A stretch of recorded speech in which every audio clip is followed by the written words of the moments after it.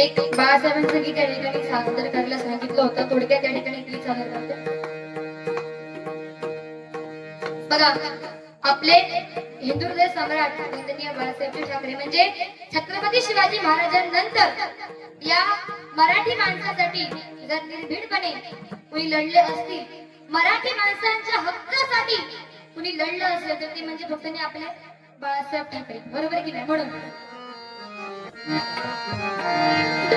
जसे शिवाजी तसे बाळाजी, जसे शिवाजी तसे बाळाजी, बाळासाहेब तुम्ही